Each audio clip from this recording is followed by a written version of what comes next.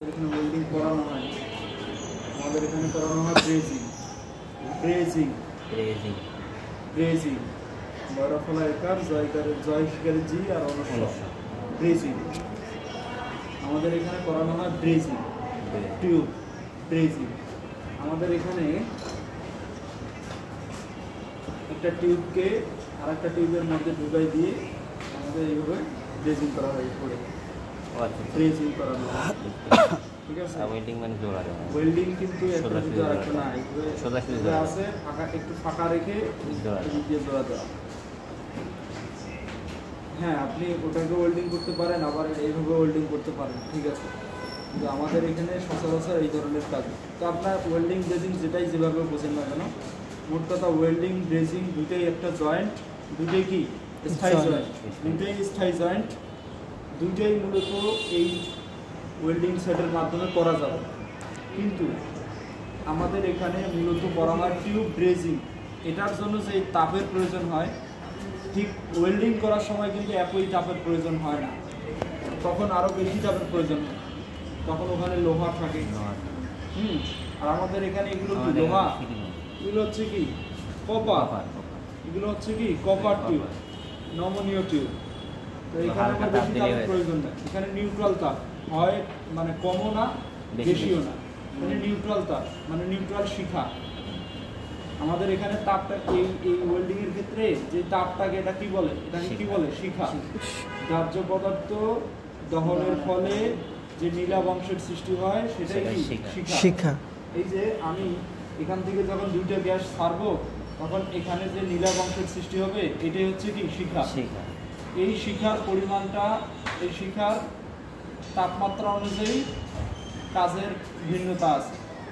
আমরা কম তাপমাত্রা তিন ধরনের শিখাটাকে আমরা তিনটা ধরনে ভাগ করতে পারি। একটা হলো কার্বোরাইজিং শিখা, মানে একটু কম তাপ, আর একটা হলো নিউট্রাল শিখা, মানে মধ্যম তাপ, আর একটা হলো অক্সিডাইজিং শিখা, মানে বেশি তাপ।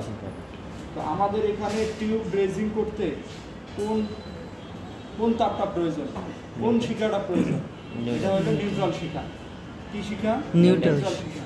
তো নিউট্রাল শিখায় যে গ্যাস, যে ওই শিখা উৎপন্ন করতে গেলে আমাকে দুইটা গ্যাস লাগবে। যেহেতু নিউট্রাল শিখা কাজ করবো, তাহলে দুইটা গ্যাসের দহন এখানে আছে।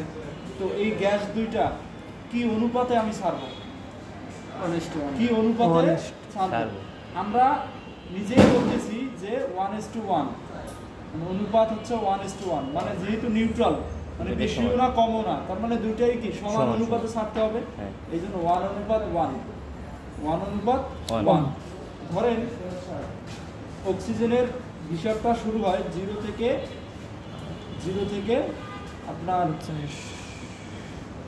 যে দাগ, মানে মিটারে মূলত অক্সিজেনের যে, আমি একটু ওখানে যাই বুঝাই দিই।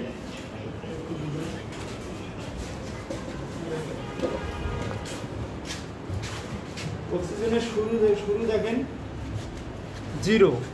জিরো থেকে, এই যে এখানে জিরো থেকে দেখেন 50, 0 থেকে 50, প্রতিটা দাগ মাঝখানে দেখেন 5টা দাগ, তার মানে প্রতিটা দাগ কত? 10, প্রতিটা দাগ 10।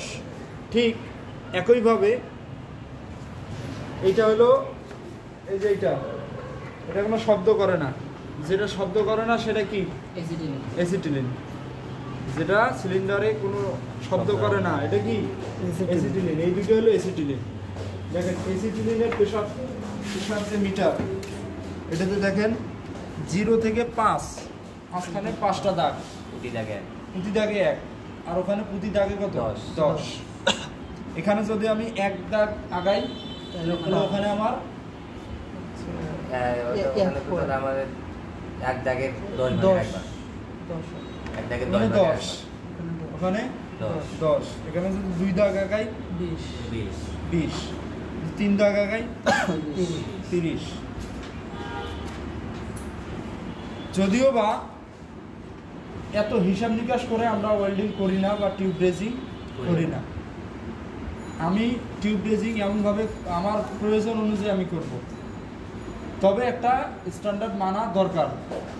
তবে এতটাও লাগে না, ওই যে বলছে 30 না, আমরা তো 30-এ দিয়ে কাজ করব না, আমরা 30-এ দিয়ে কাজ করি না, সর্বোচ্চ 25 দেই, ওর অতিরিক্ত দেই না।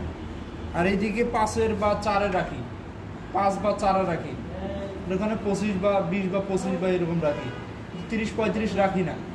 কিন্তু আসলে এই প্রেশারটা রাখা যায় 35 থেকে 40।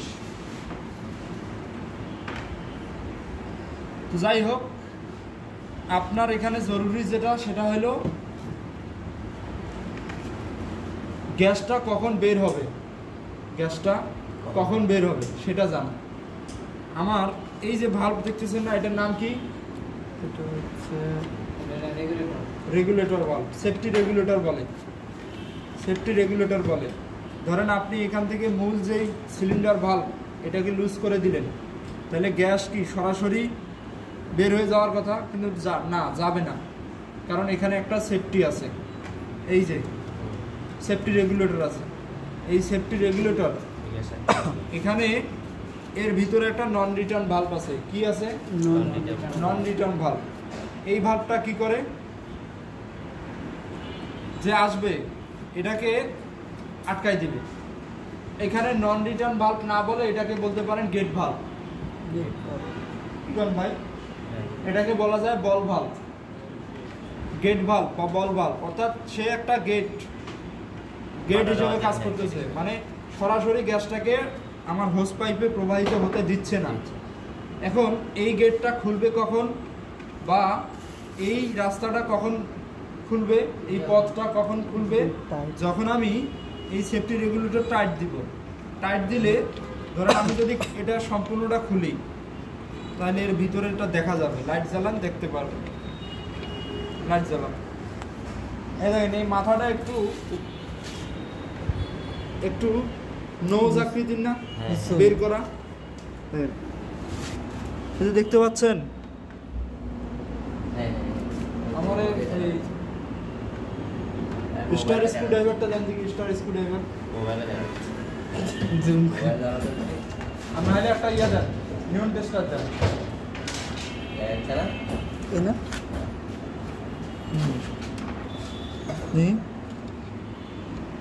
দেখেন এই যে এটা কি নিচের দিকে যায়? দেখেন তো, এই যে নিচের দিকে যাচ্ছে, দেখছেন?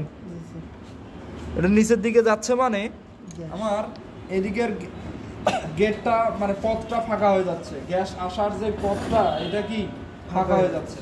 এখন ওইটা নিচের দিকে প্রেসার দিবে কি? নিচের দিকে যে প্রেসার দিবে কি? এই মাথাটা।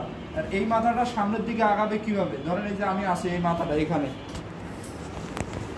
যদি টাইট দেয়, এই মাথাটাই কিন্তু আগাবে না?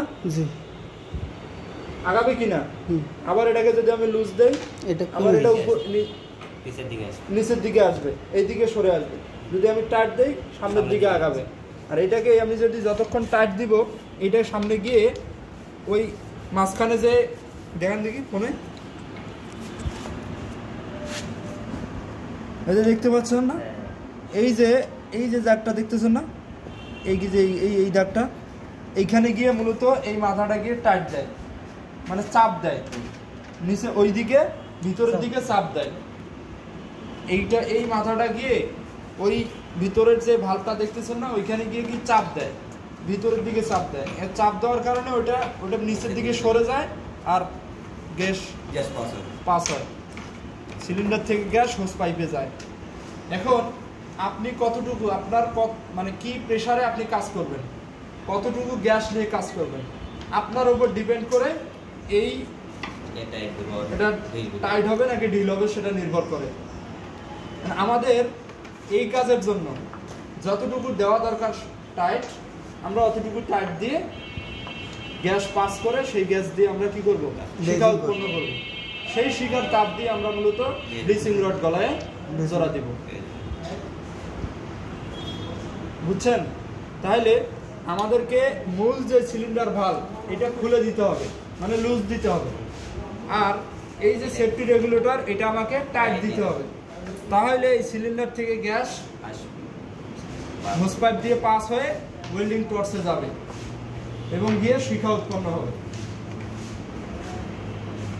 এই ওয়েল্ডিং সেটের অ্যাডজাস্টমেন্ট এটাই। এরপরে আপনাকে এই টাইট যত দিবেন গ্যাস তত বের হইতে থাকবে এবং এই কাটা উপরের দিকে উঠতে থাকবে এবং এখানে একটা চাপ দেখাবে। এই চাপটা কি এককে দেখাবে? পিএসআই। পিএসআই। পিএসআই এককে দেখাবে। পিএসআই এর পূর্ণরূপ কি? PSI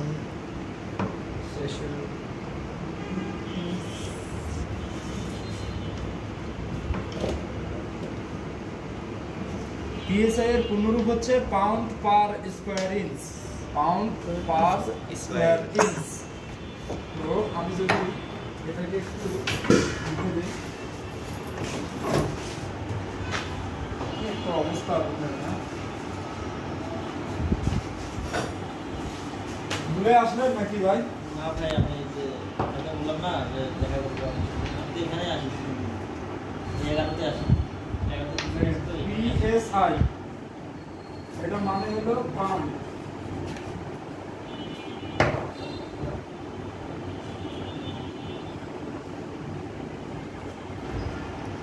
pound per square inch. Square inch মানে কি? প্রতি বর্গ ইঞ্চ। ইঞ্চি স্কয়ার। ইঞ্চি স্কয়ার। স্কয়ার। পাউন্ড, এই পাউন্ডকে প্রকাশ করা হয় এলবি দ্বারা। এলবি আর পার মানে কি? এই যে হয়, তাহলে এলবি পার ইঞ্চি স্কয়ার না? এলবি পার ইঞ্চি স্কয়ার। যদি কোথাও পিএসআই দেওয়া থাকে তাহলে বুঝবেন এটা চাপের একক, পিএসআই একক। আর যদি এলবি পার ইঞ্চি স্কয়ার দেওয়া থাকে সেটাও বুঝবেন ওই পিএসআই, সেটাও কি ওই পিএসআই চাপের একক। পিএসআই এবং এলবি পার ইঞ্চি স্কয়ার দুটোই একই জিনিস। ক্লিয়ার? এখানে কিন্তু পিএসআই দেওয়া নাই, এখানে আছে যে এলবি পার ইঞ্চি স্কয়ার। এখানে এই যে দেখেন এলবিএস পার ইঞ্চি স্কয়ার, বুঝছেন? যে এলবিএস পার ইঞ্চি স্কয়ার মানে উপরের যেই মিটারটা এটা হলো আমার পিএসআই এককে, আর নিচের যেই মিটারটা সেটা হলো আমার কেজি পার সেন্টিমিটার এককে, কেজি পার সেন্টিমিটার স্কয়ার এককে। তা আমরা হিসাবগুলো করা হয় সবসময় পিএসআই এককে, পিএসআই এককে সহজ হয় আমাদের জন্য। যাই হোক, তো